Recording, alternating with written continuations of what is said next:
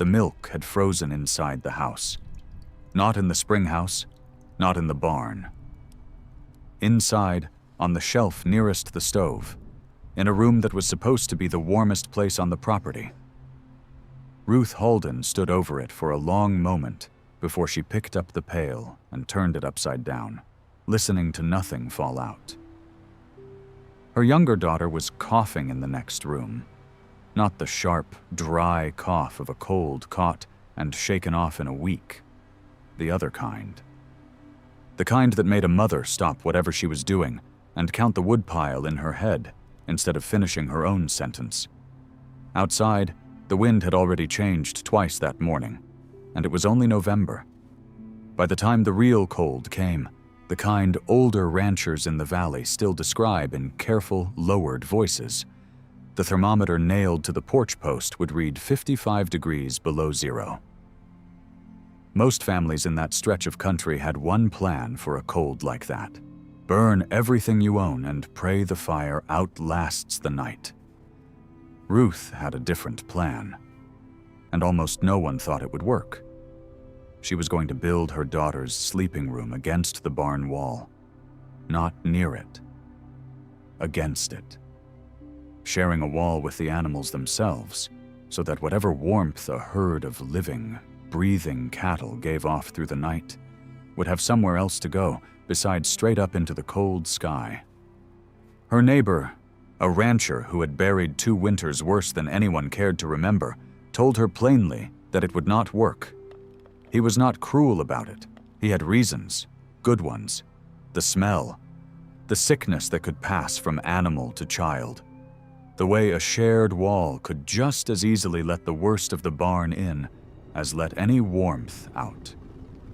She listened to every word, and she built it anyway. What she did not know yet, what none of them knew yet, was that the wall would fail first.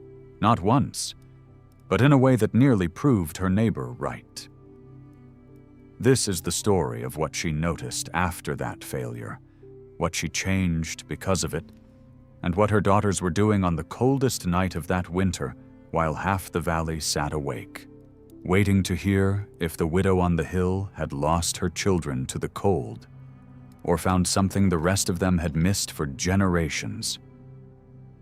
If you're watching this from somewhere cold tonight, tell us where in the comments. Stories like this only survive because people still care enough to remember them. And if frontier stories like this matter to you, subscribing helps keep them alive. Ruth Halden had not planned to spend that winter alone with 2 daughters and a house built for a family twice the size. Her husband had gone east in September to settle a debt on a piece of land that turned out not to be worth settling, and the fever that came back with him from the trip took him before the first frost. By the time the leaves were down, she was the one splitting wood, the one patching the roof, the one deciding how many logs the stove could afford to burn each night without running the woodpile dry before February. The house itself had been built for a milder place. Whoever raised it, a decade before Ruth and her husband bought the claim, had set the windows too wide and the walls too thin for what this stretch of the territory actually delivered once the wind came down off the higher ground to the north. Local accounts from that stretch of country describe a wind that did not so much blow as arrive, all at once, dropping the felt temperature 10 or 12 degrees within an hour. Her older daughter, Adeline, was 9, old enough to notice when her mother stopped answering questions at the supper table. Her younger daughter, Constance, was 5, and it was Constance who had begun coughing by the 2nd week of November, a cough that started dry and stayed that way night after night, in a bedroom that never quite held the heat the stove was working so hard to produce. Ruth tried the obvious remedies first. She hung quilts over the window frames. She stuffed rags into the gap beneath the door. She moved both girls' beds closer to the chimney until the arrangement left barely enough floor space to kneel beside them at night. None of it changed the fact that by morning, the water left in the basin beside their beds had a skin of ice across the top, even with the stove still holding a few coals. It was on one of those mornings, breaking that skin of ice with the back of a spoon, that Ruth noticed something she had walked past without truly seeing for 2 months. The barn, 20 feet from the house, sheltering 6 head of cattle and a pair of mules, never had ice form on the water trough inside it, not even on the coldest nights. The animals kept it warm simply by being alive, by breathing, by standing close together through the dark hours, in a structure with far less insulation than her own home. She stood in the doorway of that barn longer than she meant to, watching her breath cloud in front of her, and did not yet have a plan. She only had a question that would not leave her alone. If 6 cattle could keep a barn warmer than a well-built house, what would happen if the house and the barn were no longer 2 separate buildings at all? The idea did not arrive fully formed. It arrived in pieces over the better part of a week, while Ruth went about the ordinary work of a homestead that could not simply pause because she was thinking. She had heard, from her own mother, stories of the old country, of farms in colder regions of northern Europe, where families and livestock had shared a single structure for generations, not out of ignorance, but out of necessity. A dividing wall, sometimes made of stone, sometimes of packed earth, separated the animals from the people, while still allowing some measure of warmth to move from one side to the other. It wasn't considered strange there. It was considered practical. What Ruth proposed to her nearest neighbor, a rancher named Otis Bramwell, who had worked that land for nearly 20 years, was a version of the same idea, adapted to what she had on hand. She wanted to build a new sleeping room for her daughters, not attached loosely to the house, but built directly against the barn's inner wall, sharing that wall entirely, so that the accumulated warmth of the animals on one side would have a path into the room where her children slept on the other. Bramwell did not laugh at her. That detail matters, because it would have been easy to write him as a fool who mocked a grieving widow and was later humbled. He was not that. He had spent 2 decades on that land, and every reason he gave her for hesitation came from something he had actually witnessed.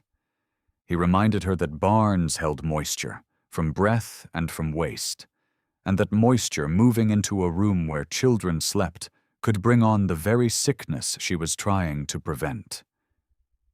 He reminded her that a shared wall, built badly, could crack under the different pressures of 2 very different spaces, letting in more cold air than it kept out.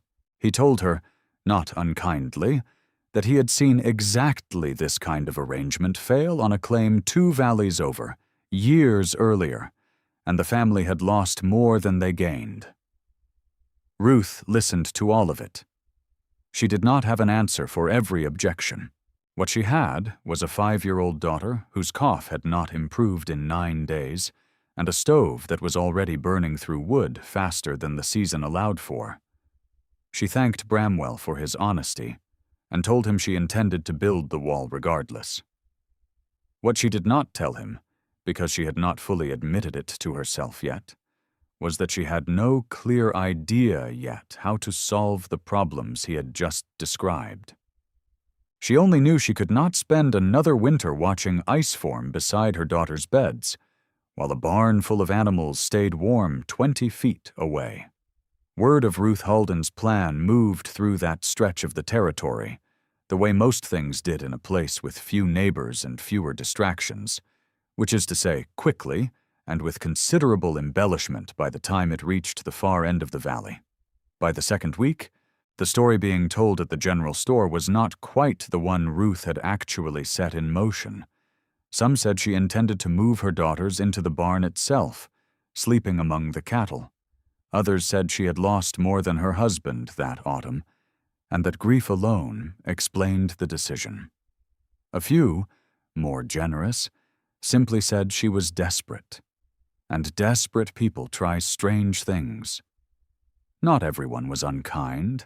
The store owner's wife, a woman named Peg Sorensen, who had emigrated from Norway as a girl and still remembered winters that made this territory's cold seem almost mild by comparison, told anyone who would listen that she had seen barn-dwelling arrangements like this before, back home, and that they were neither foolish nor rare where she came from. Her opinion did not carry much weight in a valley where most families traced their habits back to warmer regions of the eastern states. But she said it anyway, more than once. Bramwell, for his part, did not join in the mockery, even as others expected him to, given that he had voiced his own doubts directly to Ruth. When a younger rancher made a joke at the store about widows who talked to their cattle for warmth, Bramwell simply said that he had told her the risks himself, and that a person willing to hear the risks and proceed anyway deserved to be left alone to find out. Ruth heard some of this, secondhand, through Adeline, who came home from an errand in town one afternoon, repeating a comment she had heard two boys make outside the store. She did not scold her daughter for repeating it. She only asked what the boys had said exactly, listened without expression, and went back to measuring the gap between two fence posts she intended to use for the new wall's frame.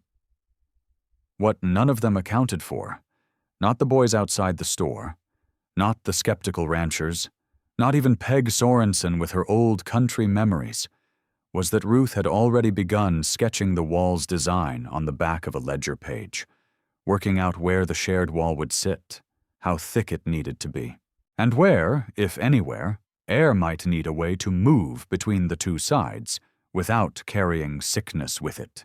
Construction began in the last week of November, later than Ruth would have liked, with the help of a young man named Elias Grunwald, an immigrant from a farming family who had arrived in the territory only that spring and had not yet built the kind of reputation or the kind of doubts that made most of the valley's men hesitant to take on unusual work. Elias had experience with packed earth construction from his father's farm, and it was his suggestion, not Ruth's, to build the shared wall using a mixture of clay, straw, and small stones, packed tightly between two rough wooden frames, rather than using milled lumber alone. The wall, once dry, would be roughly 14 inches thick enough, Elias believed, to slow the movement of cold from the barn side toward the room where the girls would sleep, while still letting some warmth pass through more gradually. The two of them built it over 11 days, working in temperatures that dropped further each week, packing the mixture by hand into the wooden frame, layer by layer, tamping each section before adding the next. Ruth's daughters watched from a safe distance, Constance still coughing intermittently, wrapped in every quilt the household owned. The wall was finished on a Tuesday. By Thursday morning, a crack had opened along its lower third, roughly 2 feet above the floor, running nearly the full width of the room.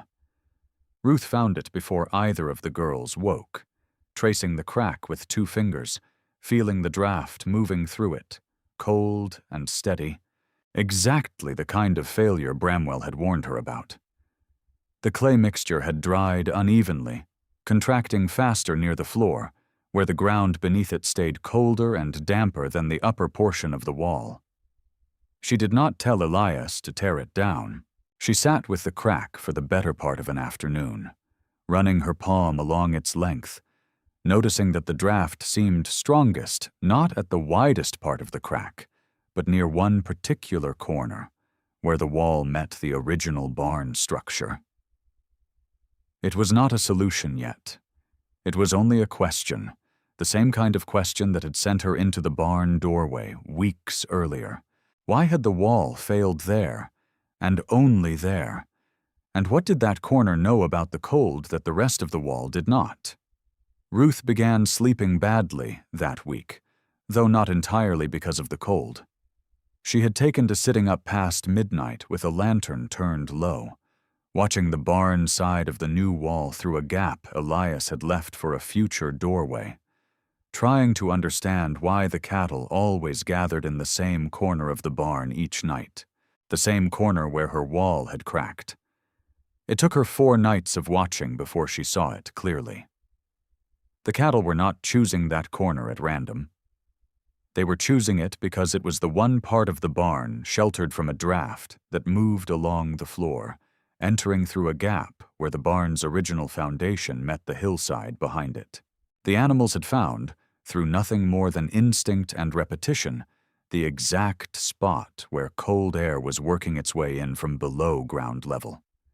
Her new wall had been built directly against that same section of foundation. The crack had not appeared because the clay mixture was poorly made. It had appeared because the ground beneath that corner never fully froze solid the way the rest of the yard did, staying just damp enough to keep shifting slightly, week after week, until the wall above it gave way. Ruth brought this observation to Elias the next morning, and it was Elias who suggested the correction, drawing on something his father had done differently on their own farm's foundation. Rather than patching the crack directly, they dug a narrow trench along the base of the wall, roughly 8 inches deep, and packed it with loose stone before repacking the clay above it. The stone would not stop the ground from shifting entirely, but it would give the shifting ground somewhere to settle without pulling the wall apart above it. It was a small correction, and neither of them were certain yet that it would hold. But for the first time since the crack had opened, Ruth felt she was not simply guessing. She was building on something the cattle had already figured out, months before she ever asked the question. The first real test came sooner than Ruth expected, in the second week of December, when a 2-day storm dropped temperatures to roughly 20 degrees below zero and buried the yard under close to a foot of new snow. It was not the worst the valley would see that winter. Everyone involved in this story, including Ruth herself, understood that. But it was cold enough to matter. Cold enough that families across the territory were feeding their stoves through the night, rather than banking them low. And it gave Ruth her first honest chance to see whether the repaired wall would do what she hoped. She did not sleep that first night of the storm. She sat in the new room with both daughters, feeding the small stove she had installed on the human side of the shared wall, and kept one hand pressed flat against the clay every hour or so, the way she had learned to check a loaf of bread without opening the oven. By the second hour, the wall was not warm in any way that would have impressed a stranger, but it was noticeably different from the outer walls of the original house, holding a faint, steady warmth that did not seem to fade the way heat from the stove alone would have. Constance slept through most of that night for the first time in nearly a month, and her cough, while not gone, was quieter than it had been in weeks. What the storm did reveal, however, was a second problem Ruth had not anticipated. By morning, a faint film of moisture had gathered along the base of the shared wall, not from any crack, but simply from the difference in temperature and humidity between the barn side and the room where her daughters slept. It was exactly the kind of dampness Bramwell had warned her about weeks earlier, arriving not through failure, but through the wall doing precisely what it was meant to do. The storm passed. The girls were warmer than they had been all season, but Ruth understood, standing over that thin film of moisture, that she had solved one problem only to uncover another, quieter one, waiting underneath it. The moisture problem might have remained a minor concern, something to address slowly over the following weeks, if not for what happened to Constance's cough over the following 10 days. It did not worsen dramatically. It simply refused to improve, lingering in a way that made Ruth increasingly reluctant to let either daughter sleep near a wall that stayed even faintly damp through the night. She had seen enough winters and heard enough stories from other families in the valley to know what damp air sitting near a sick child could become if left unaddressed. Elias, consulted again, suggested a narrow vent near the top of the shared wall, no larger than a man's hand, fitted with a small wooden flap that could be opened or closed depending on conditions. The idea was not to warm the room further, but to give the moisture gathering near the wall's base somewhere to go before it settled into the room's air overnight. Bramwell, hearing of this latest addition secondhand, visited unannounced one afternoon in mid-December, not to mock the effort, but out of what he later described as plain curiosity. He inspected the vent, asked several pointed questions about how it would be managed during the very coldest nights, when opening any gap in a wall seemed to invite disaster, and left without offering an opinion either way. Meanwhile, the valley's larger concern was no longer Ruth Halden's barn wall.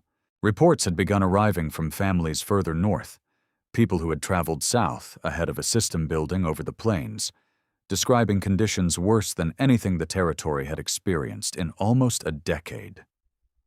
Bramwell mentioned this to Ruth almost as an afterthought, the way people mention weather when there are more immediate worries at hand. Ruth heard it differently.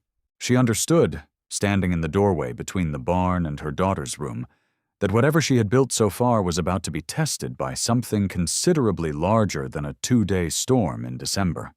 The cold arrived on the 17th of January, 3 days later than the earliest warnings had suggested, and considerably worse than even the most cautious ranchers in the valley had prepared for.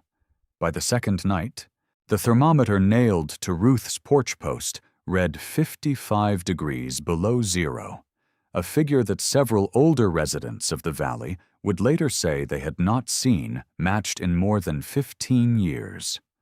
Livestock losses were reported on at least 3 neighboring properties.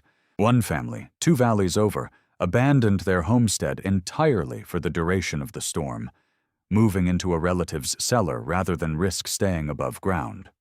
Inside the barn, the cattle had gathered, as they always did, in the corner nearest the shared wall, close enough that Ruth could hear them shifting through the clay when she pressed her ear against it. On the other side, Adeline and Constance slept in layers of quilts, with the small vent near the ceiling left open according to the schedule Ruth and Elias had worked out over the previous weeks. It was past midnight when the wind shifted. Not gradually, the way it usually did, but all at once, swinging from the north to the northwest in the space of perhaps 20 minutes.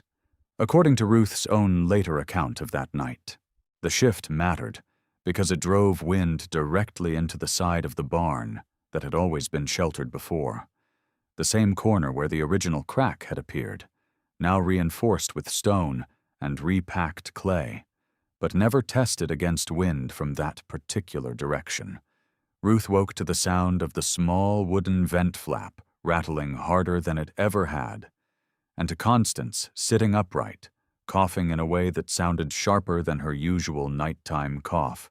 For a moment, Ruth considered closing the vent entirely, sealing the room off from the barn side completely, trusting the stove alone to carry them through what remained of the night.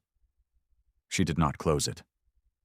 Instead, she opened the vent fully, reasoning, in the half-second she had to decide, that the moving air might be uncomfortable, but it would carry away whatever was making Constance's chest so tight, faster than a sealed room ever could. She wrapped both girls more tightly, fed the stove, and sat between them until the wind finally settled again sometime before dawn. By morning, the wind had dropped, and the thermometer had climbed back to a mere 20 below, a figure that felt almost mild by comparison to what the night had delivered. Both girls were asleep, breathing evenly, and Constance's cough, when she woke an hour later, sounded no worse than it had the day before. Word of how the Halden household had fared through that particular night spread through the valley nearly as quickly as the mockery had spread 2 months earlier, though this time carried by different voices. Bramwell arrived at Ruth's door on the second morning after the storm, not to inspect the wall this time, but simply to ask, plainly, how she had managed it. No one mentioned the comments made outside the general store back in November. They only stood in the doorway, studying the faint warmth radiating from a wall that, by any ordinary measure, should not have made the difference it clearly had. Over the following 2 years, at least 4 other families in that stretch of the valley built some version of what Ruth had built, adapting her shared wall design to their own barns and outbuildings, most with Elias's direct help, since he had, almost without meaning to, become the closest thing to an expert the valley had on the subject. Ruth herself never framed what she had done as an invention. When asked, later in life, she generally said only that she had watched where the cattle chose to stand, and built her daughter's room to learn from the same lesson the animals had already learned on their own. Constance grew up healthy, and later told her own children on cold nights decades afterward that she remembered almost nothing of that particular winter except the sound of cattle shifting quietly on the other side of a warm wall, and her mother's hand resting against it every hour or so, checking, the way some mothers check a sleeping child's breathing, simply to be certain.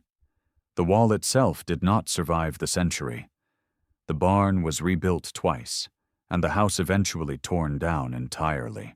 But the idea, a wall shared between the warmth of living animals and the warmth of a sleeping child, remained in that valley long after anyone could recall exactly whose idea it had first been. This story is presented for educational and historical storytelling purposes. It is not engineering, construction, or safety advice,